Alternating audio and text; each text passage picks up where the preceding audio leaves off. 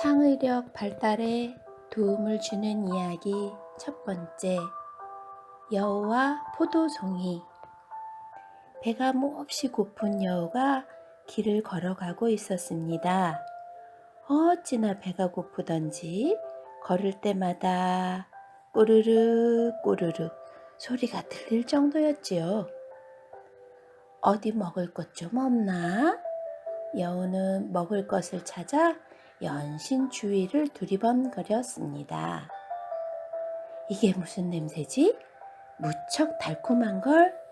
여우는 코를 킁킁 거리며 냄새를 쫓아갔습니다. 이야, 탐스러운 포도가 있네. 여우는 군침을 꼴깍 삼키며 포도송이로 손을 뻗어 보았습니다.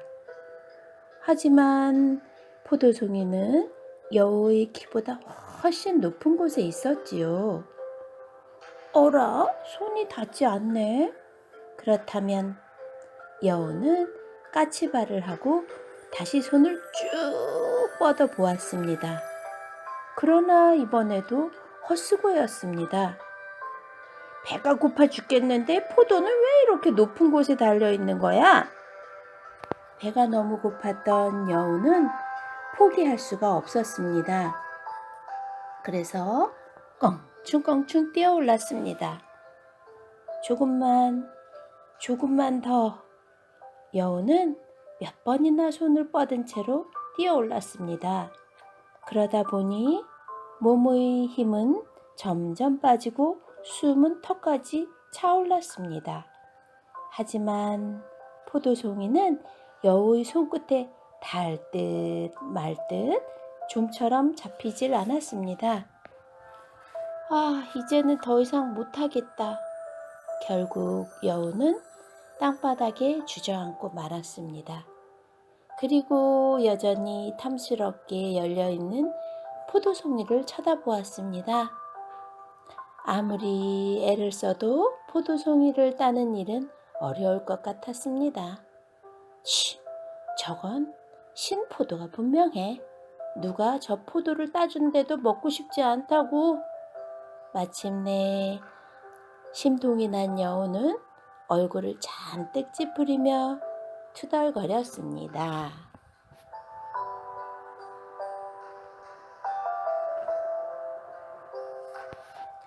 창의력 발달에 도움을 주는 이야기 두 번째, 고양이 목에 방울 달기.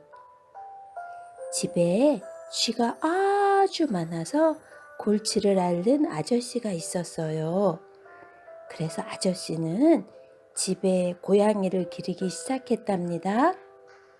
고양이는 주인을 기쁘게 해주려고 열심히 쥐를 쫓아다녔어요. 그래서 쥐들은 두려움에 떨게 되었지요. 어느 날 쥐들이 모여 의논을 했어요. 더 이상은 안 되겠어. 찍찍찍찍. 고양이 때문에 당하는 피해가 좀 크니? 찍찍찍. 찍찍. 맞아. 찍찍. 고양이와 싸울 방법을 찾아야 한다고. 찍찍찍찍. 쥐들은 너도 나도 나서며 한마디씩 했어요. 하지만 아무리 궁리를 해도 좋은 생각이 떠오르지 않았어요. 그때 제일 꽤 많은 쥐가 일어서서 말했어요. 좋은 생각이 있어요. 찍찍. 고양이 목에 방울을 다는 거예요. 찍찍찍찍. 방울 소리가 들리면 얼른 도망칠 수 있지 않겠어요?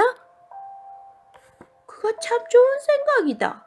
쥐들은 박수를 치며 너무나 좋아했어요. 이제 두 다리를 쭉 뻗고 잘 생각을 하니 벌써부터 기분이 좋아졌던 거예요. 그런데 바로 그때였어요. 가장 어른인 아저씨 쥐가 일어서며 쥐들을 둘러보았어요.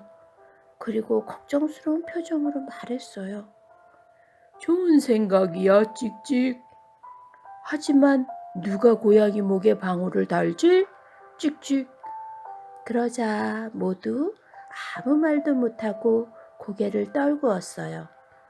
아무도 고양이 목에 방울을 달 수 없었으니까요.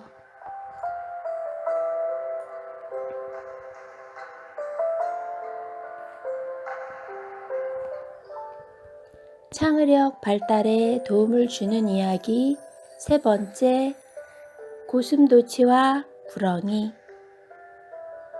하늘에 구멍이라도 난 걸까요?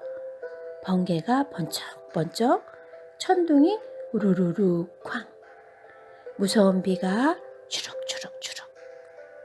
빗물이 골짜기를 타고 내려와 점점 세차게 흘렀어요. 흙이며 돌멩이도 파헤치며 계속 흘러갔지요. 큰일 났어. 이러다간 집이 떠내려가고 말겠어. 골짜기에 집을 짓고 사는 고슴도치는 걱정이 되었어요. 그래서 몸을 피할 곳을 찾아 나섰어요. 저기 구렁이 집이 있다. 우선 저리로 피해야지. 고슴도치는 얼른 구렁이의 굴 안으로 들어갔어요. 구렁이님, 비가 너무 많이 내려서 우리 집이 떠내려가게 되었어요.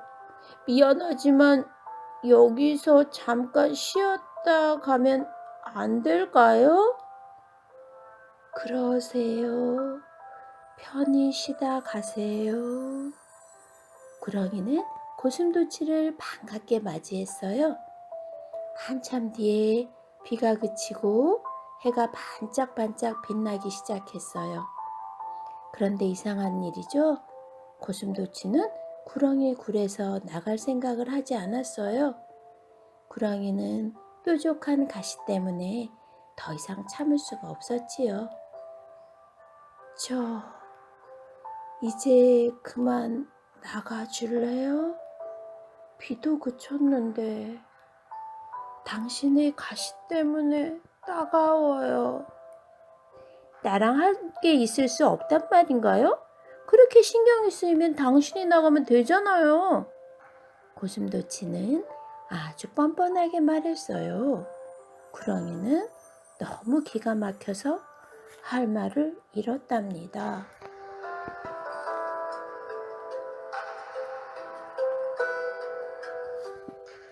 창의력 발달에 도움을 주는 이야기 네 번째, 좁쌀 한 톨로 장가든 총각. 옛날 한 시골 총각이 과거를 보러 가다가 어느 주막에 들렀어.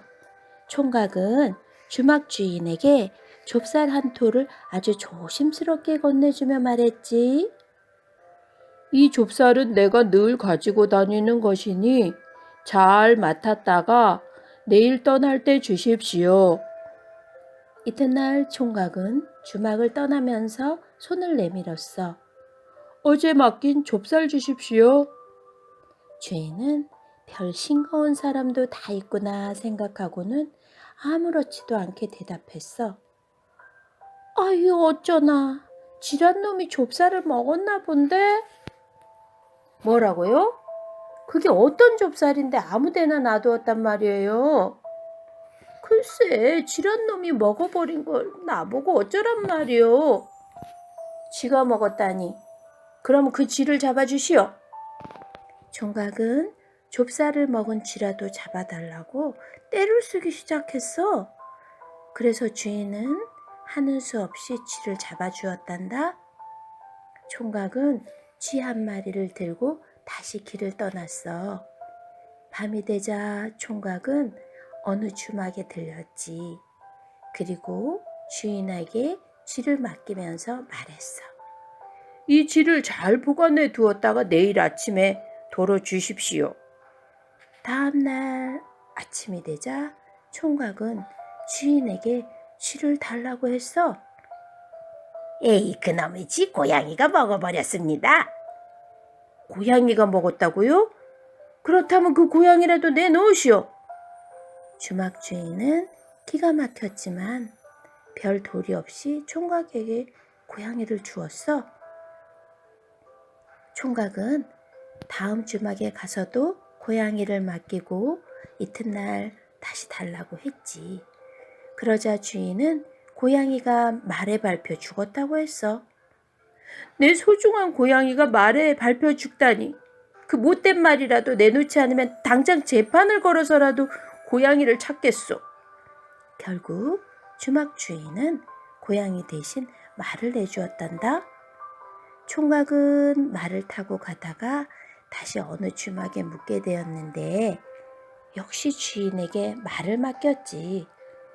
이튿날 총각은 주막 주인에게 말을 달라고 했어. 이를 어쩌나? 황소와 싸우다가 그만 불에 받쳐 죽었다네. 할 수 없군요. 그렇다면 내 말을 죽인 그 소라도 내놓으시오. 총각은 말 대신 소를 타고 한양으로 갔어. 옛날에 과거는 한양에서 봤거든. 한양에 도착한 총각은 어느 여관에 묵으면서 소를 맡겼지. 다음날 주인이 걱정스러운 목소리로 말했어. 어제 손님이 맡긴 소를 우리 집 아들이 잘못 알고 정승댁에 팔았지 뭡니까? 다른 소라도 가지고 가시겠습니까? 그러자 총각은 버럭 화를 내며 말했어. 아니 뭐요? 그 소가 어떤 소인데 함부로 팔았단 말이오? 정승이 샀다고 하니 그 정승을 불러주시오. 그건 좀 곤란한데. 여관 주인이 아무리 사정해도 총각은 듣지 않았어. 주인이 어쩔 수 없이 정승댁에 가서 사정 이야기를 했단다. 허허, 참 별난 총각도 다 있군. 그 총각을 내 집으로 불러다 주겠나? 여관 주인을 따라간 총각은 정승 앞에 가서도 서슴없이 말했어. 내 소를 주십시오. 그 소는 벌써 잡아먹었네. 어떡하면 좋겠는가? 그렇다면 그 소의 고기를 먹은 사람이라도 대신 주셔야겠습니다. 정승은 이 시골 총각의 재치를 알아보고는 마침내 사위로 삼았단다.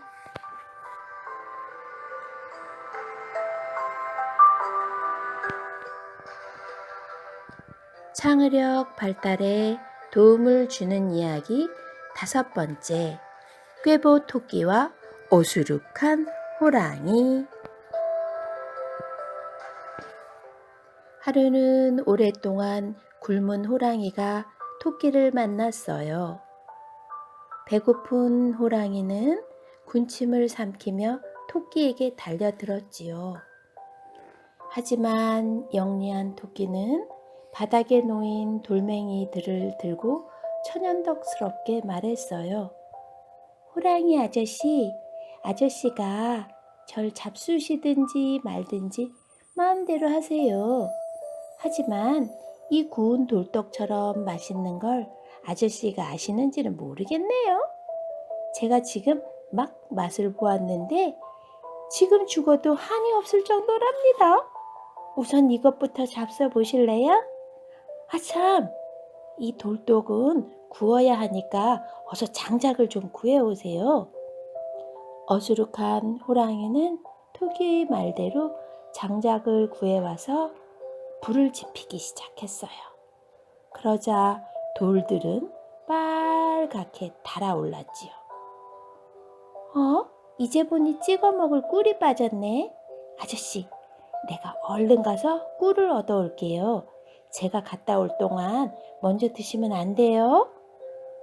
토끼가 가버리자 호랑이는 더욱 배가 고파졌어요.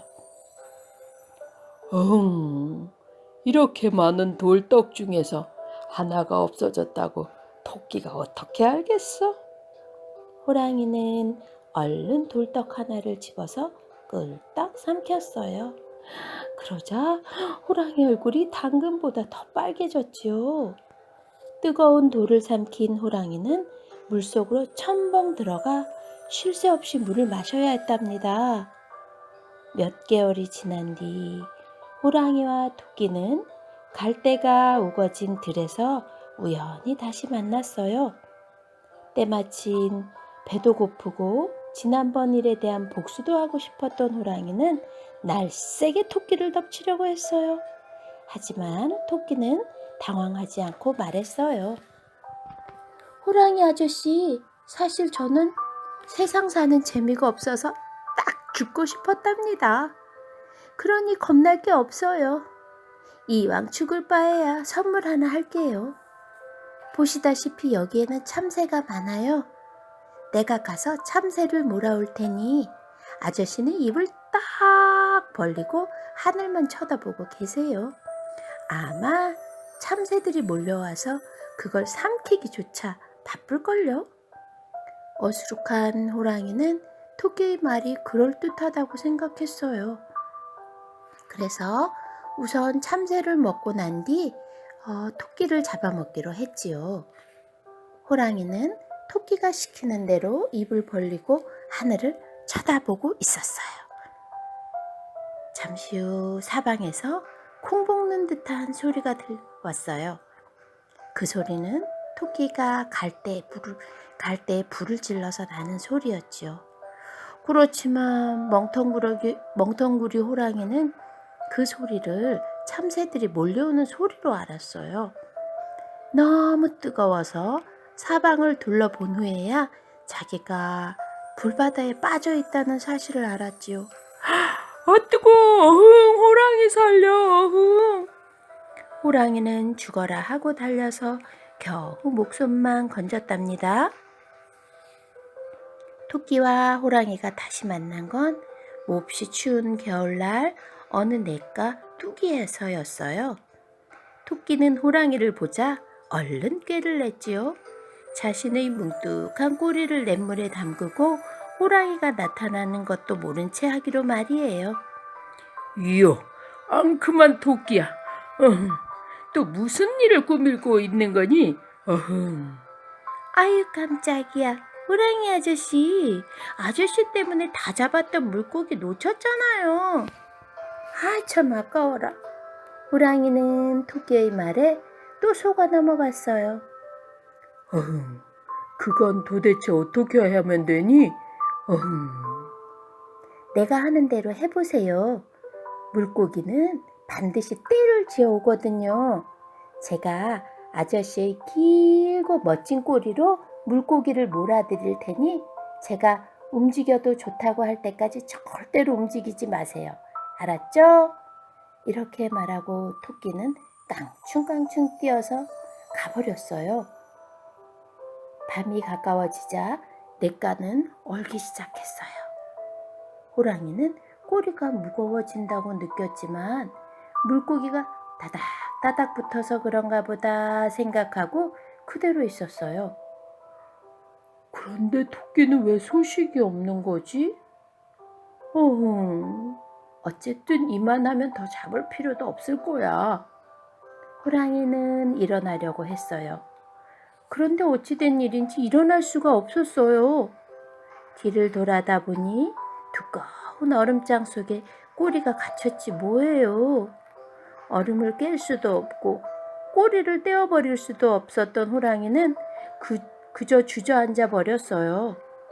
그리고 마침내 아침에 일어난 동네 청년에게 호랑이는 잡히고 말았답니다.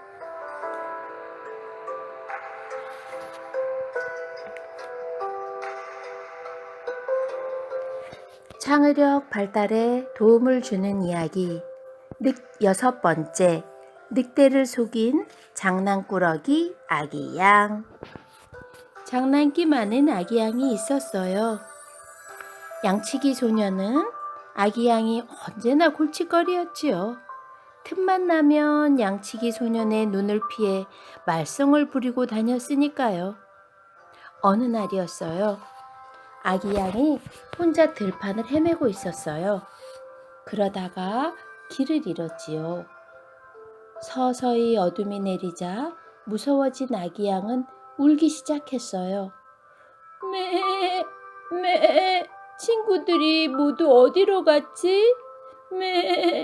얘들아, 어디 있니? 바로 그때였어요. 어둠 속에서 누군가가 아기 양에게 다가왔어요. 아기 양은 엄마나 양치기 소년인 줄 알고 반가워서 매 하고 울었어요. 그러나 아기 양 앞에 나타난 것은 무서운 늑대였답니다. 늑대는 군침을 꿀꺽 삼키고는 긴 혀로 주둥이를 핥으며 말했어요. 오, 아가야, 왜 여기서 혼자 있니? 아우, 아저씨가 함께 놀아줄까? 늑대는 먼저 아기 양을 안심시켰어요. 하지만 아기 양은 퍽 영리했어요. 늑대의 속셈을 알아차린 아기 양은 무서운 마음을 억지로 참으며 이렇게 말했어요. 네, 늑대 아저씨, 저와 함께 놀아주신다니 정말 고마워요. 아저씨한테 붙잡힌 이상 잡아먹히는 수밖에는 없겠지요? 도망칠 수도 없을 테고요. 그래, 잘 생각했다. 늑대는 고개를 끄덕이며 대답했어요. 그러자 아기 양은 더욱 마음을 가라앉히고 말했어요. 그런데 한 가지 소원이 있어요. 이 세상을 떠나기 전에 마지막으로 춤을 멋지게 추어보고 싶어요. 그러니까 아저씨, 저랑 춤을 추면서 놀아주세요. 제발, 마지막 소원이에요. 늑대는 아기 양의 말을 듣자 껄껄껄껄 웃었어요. 도망가려는 거지. 그래도 소용없어. 너의 걸음보다 내 걸음이 몇 배나 빠르거든. 잘 알고 있어요. 도망갈 생각도 없고요. 그러니까 아저씨, 제가 춤을 추게 휘파람으로 장단 좀 맞춰주시겠어요? 늑대는 빨리 아기 양을 잡아먹고 싶었어요. 하지만 식사 전에 춤을 구경하는 것도 좋을 것 같아서 휘파람을 불기로 시작했지요. 어디 그럼 신나게 휘파람을 불어볼까? 휙, 휙, 휙. 늑대의 휘파람 소리는 조용한 들판에 울려 퍼졌어요. 얼마 뒤 늑대의 휘파람 소리를 들은 양치기 소년이 달려왔어요. 저 여우 같은 녀석, 나를 속였어. 늑대는 도망가면서 중얼거렸어요. 그러자 아기 양이 큰 소리로 말했어요. 늑대 아저씨, 고마워요. 아저씨 덕분에 집으로 돌아갈 수 있게 되었어요. 늑대는 너무나 분해서 가슴을 쿵쿵 쳤답니다.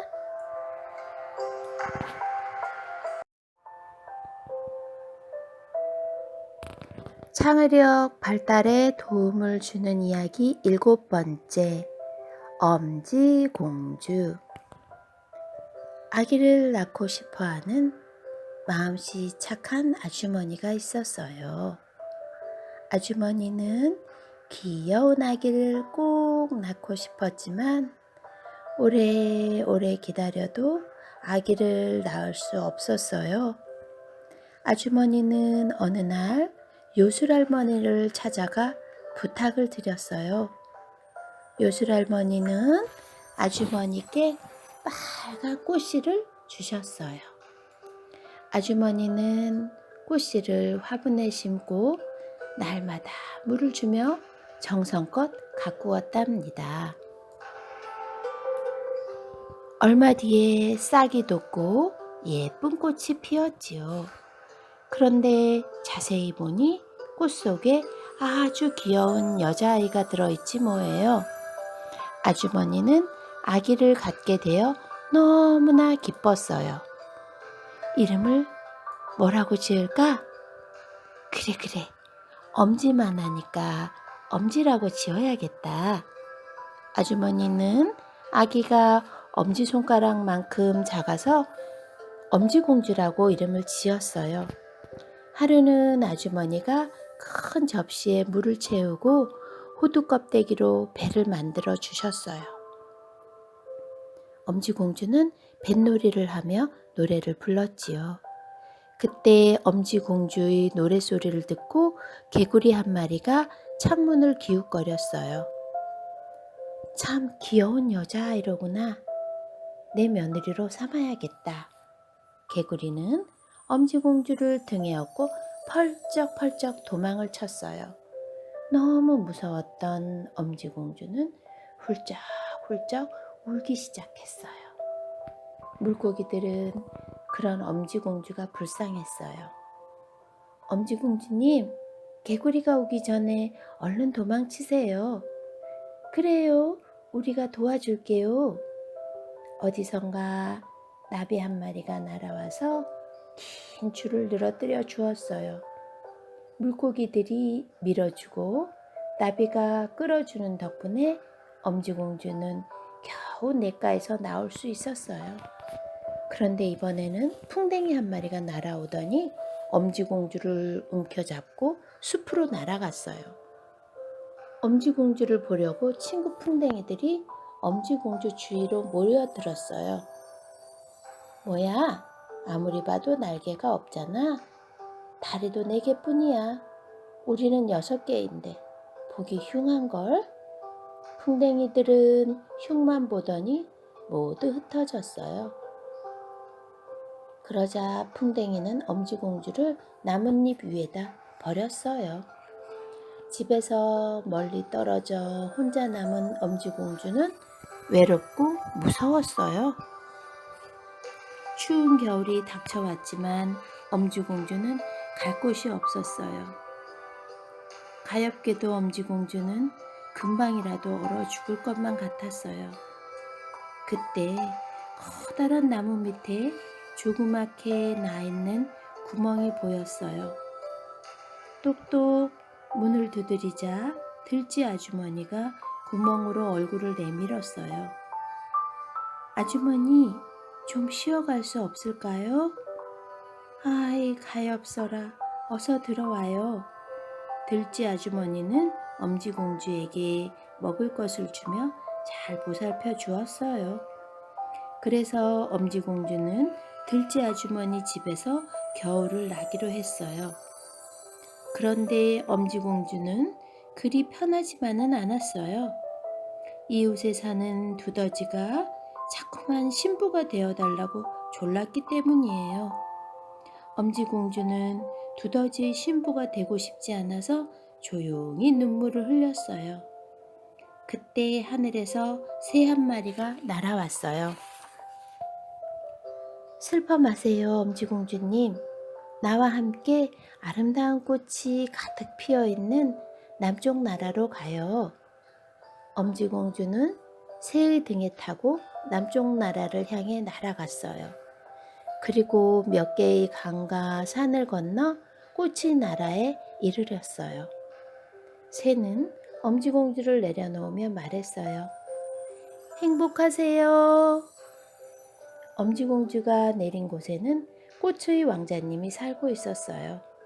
꽃의 왕자님이 엄지공주에게 말했어요. 아름다운 공주님, 나의 신부가 되어주세요. 엄지공주는 꽃의 왕자님과 결혼을 했어요. 꽃의 여왕이 된 것이에요. 엄지공주는 왕자님과 함께 아름다운 꽃 사이를 날아다니며 행복하게 살았답니다.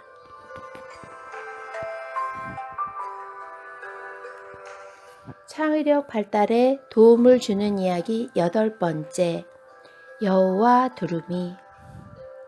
어느 날 여우가 맛있는 점심 식사를 대접하겠다며 두루미를 초대했어요.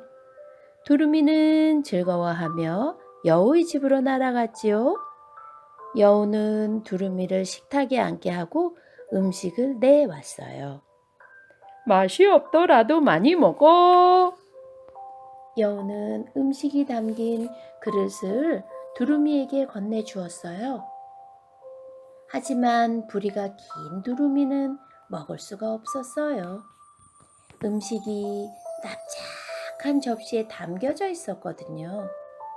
그러나 여우는 아무렇지도 않은 듯 음식을 맛있게 먹었어요. 아니, 왜 안 먹니? 맛이 없어? 여우는 서운한 척하며 말했어요. 그러고는 두루미 앞에 놓인 접시까지 가져가서 싹싹 먹어 치웠어요. 결국 두루미는 아무것도 먹지 못하고 집으로 돌아왔어요.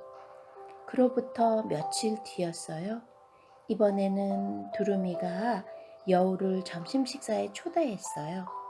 여우는 지난번에 자기가 했던 일을 까맣게 잊어버리고 신이 나서 두루미 집으로 달려갔지요. 배고프지? 내가 얼른 음식을 내올게. 두루미는 부엌으로 가서 맛있는 냄새가 솔솔 풍겨나는 항아리 2개를 들고 왔어요. 그리고 하나를 여우 앞에다 놓았어요. 자, 어서 먹어. 많이 먹어야 해. 그래, 고마워. 여우는 항아리 속의 음식을 먹으려고 했어요. 그런데 입구가 너무 좁아서 주둥이가 들어가지 않았어요. 아무리 힘을 줘도 주둥이만 아플 뿐이었죠. 하지만 두루미는 길쭉한 부리로 항아리 속에 있는 음식을 쏙쏙 잘도 꺼내 먹었지요. 여우는 그런 두루미를 보며 그저 혀만 핥을 뿐이었어요. 결국 여우는 군침만 삼키다가 쫄쫄 굶은 채로 집으로 돌아왔어요. 자기가 골탕을 먹였던 두루미처럼 말이에요.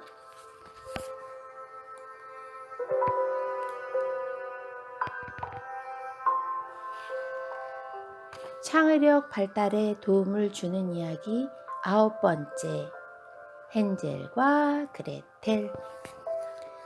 숲속 작은 집에 사는 헨젤과 그레텔은 사이 좋은 누이란다. 나무꾼인 아빠와 새엄마와 함께 살고 있었지. 헨젤과 그레텔의 집은 아주 가난했어. 그런데 어느 날 새엄마가 아빠에게 말했어. 아이들을 숲에 내다 버리는 게 어때요? 뭐라고? 그건 안 돼요. 잘 생각해 보세요. 집에서 굶어 죽으나 산속에서 죽으나 마찬가지 아니에요. 결국 아빠와 새엄마는 헨젤과 그레텔을 숲에다 버리기로 했어. 그런데 아빠와 새엄마가 하는 이야기를 오빠 헨젤이 듣고 말았어. 큰일이다. 좋은 수가 없을까? 헨젤은 얼른 밖으로 나가서 어둠 속에서 반짝반짝 빛나는 조약돌을 골라서 주머니에 가득 주워왔어. 아침이 되자 아빠와 새엄마는 아이들을 데리고 숲으로 들어갔어. 헨젤은 아무도 모르게 집에서부터 조약돌을 하나씩 떨어뜨리고 갔어. 나무를 해가지고 올 테니 여기서 기다리거라. 깊은 산 속에 이르자 부모님은 나무를 하러 간다고 하셨어. 그러나 아무리 기다려도 아빠와 새엄마는 돌아오지 않았어. 오빠, 어떡해? 우리는 집으로 가는 길도 모르잖아. 염려하지 마. 달이 뜨면 집으로 갈 수 있어. 달이 뜨자 헨젤이 떨어뜨려 놓은 조약돌이 반짝반짝 빛나기 시작했어. 헨젤과 그레텔은 그 조약돌을 따라 집으로 돌아올 수 있었지.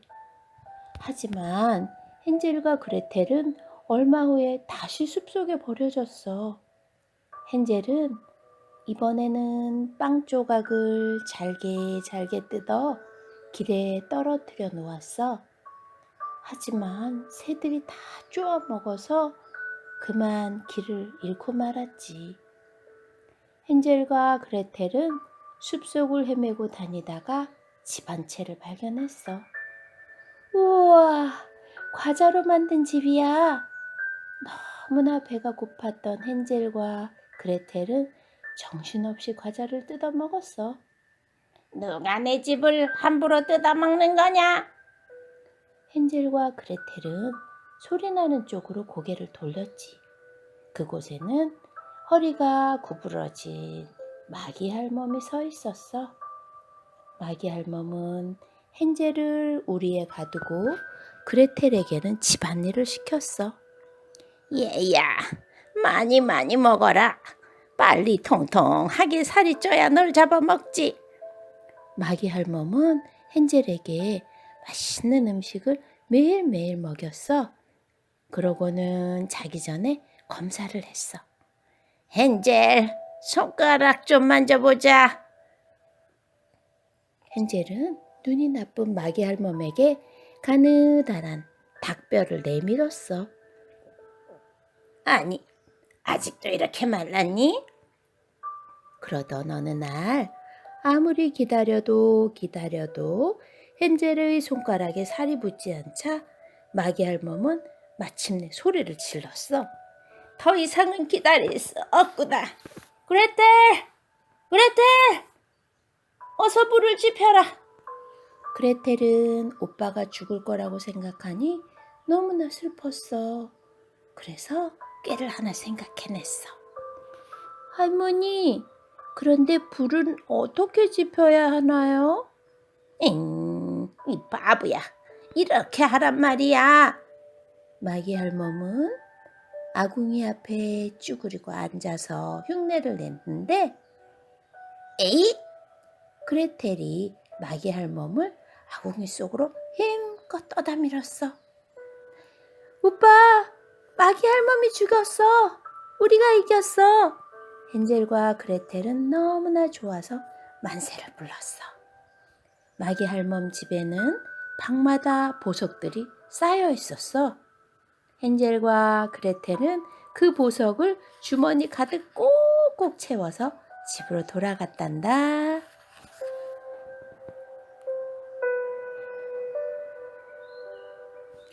창의력 발달에 도움을 주는 이야기 10번째, 걸리버 여행기. 여행하기를 아주 좋아하는 사람이 있었습니다. 그의 이름은 바로 걸리버였지요. 걸리버는 배를 타고 온 세상을 돌아다니고 있었습니다. 아, 파도가 배를 삼켜버릴 것 같다. 갑자기 거센 비바람이 불기 시작하더니 고래만큼 큰 파도가 밀려오기 시작했습니다. 결국 걸리버가 탄 배는 파도에 밀려 산산이 부서지고 말았지요. 으아! 걸리버는 풍덩 바닷속에 빠져서 정신을 잃었습니다. 얼마나 지났을까요? 걸리버는 어느 외딴 섬에 이르러서야 겨우 정신을 차렸습니다. 이상한 섬이네. 나무와 바위 덩어리가 엄청나게 큰걸? 걸리버는 비틀거리며 일어나서 주위를 두리번 둘러보았습니다. 하지만 사람이라곤 아무도 보이지 않았습니다. 그때였습니다. 걸리버 머리 위에서 큰 소리가 들렸습니다. 어머나, 이렇게 작은 사람이 다 있었네. 내 장난감 해야지. 걸리버는 깜짝 놀라서 고개를 들고 올려다 보았습니다. 거인이잖아. 걸리버는 도망을 가려고 했습니다. 하지만 이미 거인 소녀의 손바닥 안에 있었지요. 거인 소녀는 걸리버를 주머니 속에 넣고 달리기 시작했습니다. 아유, 어지러워. 걸리버는 너무 어지러워서 정신을 차릴 수가 없었습니다. 집으로 간 소녀는 걸리버를 식탁 위에 꺼내 놓았습니다. 꼬마야, 배고프지? 어서 많이 먹으렴. 하지만 걸리버는 아무것도 먹을 수가 없었습니다. 눈에 보이는 것들이 모두 너무나 어마어마하게 컸기 때문이었죠. 경기장 같은 식탁에 집채만한 빵, 삽 같은 숟가락, 스키 같은 젓가락, 목욕탕 같은 국그릇. 간신히 음식을 먹고 난 걸리버는 꾸벅꾸벅 졸기 시작했습니다. 잠이 오는 모양이네. 거인 소녀는 걸리버를 어마어마하게 큰 침대로 데려다 주었습니다. 잠을 자고 일어난 걸리버가 밖으로 나갔습니다. 아니, 요게 뭐야? 지나가던 병정들이 걸리버를 붙잡았습니다. 병정들은 걸리버를 남의 나라에 몰래 들어온 사람인 줄 알고 임금님 앞으로 끌고 갔습니다. 이 자는 아무래도 우리나라의 비밀을 알아내려고 숨어 들어온 사람 같군. 임금님은 걸리버를 수상하게 생각하고는 감옥에 가두었습니다. 걸리버는 며칠 동안 어두운 감옥 속에 갇혀 있었습니다. 며칠 뒤 갑자기 감옥 문이 덜컥 열렸습니다. 걸리버는 다시 임금님 앞으로 끌려갔습니다. 우리나라에는 몇 년 동안 잠만 자고 있는 대신이 있는데 그 대신을 깨워주면 너를 고향으로 보내주겠다. 임금님은 점잖게 말했습니다. 그리고 이제까지 대신을 깨우기 위해 사용했던 여러 가지 방법들도 얘기해 주었습니다. 걸리버는 곧 잠꾸러기 대신을 만나러 갔습니다. 잠꾸러기 대신은 정원에 있는 나무 그물 침대에서 쿨쿨 자고 있었습니다. 걸리버는 살금살금 나무 위로 올라가서 그물 침대의 끈을 싹둑 잘랐습니다. 쿵! 대신은 땅바닥으로 떨어졌습니다. 그러나 대신은 땅에 떨어진 채로 계속 잠을 잤습니다. 그러다가 이윽고 잠꾸러기 대신이 하품을 하며 일어났습니다. 왜 얘 듣겠는걸? 잠꾸러기 대신은 시계를 보며 어둥지둥 대궐로 달려갔습니다. 그러자 임금님이 기뻐하면서 걸리버에게 말했습니다. 너는 작지만 아주 쓸모가 많구나. 우리와 함께 이 나라에서 살지 않겠느냐? 걸리버는 고개를 저으며 임금님한테 말했어요. 안 돼요, 임금님. 임금님은 하는 수 없이 걸리버에게 큰 배를 만들어 주었습니다. 안녕! 마침내 걸리버는 거인국을 떠나게 되었답니다.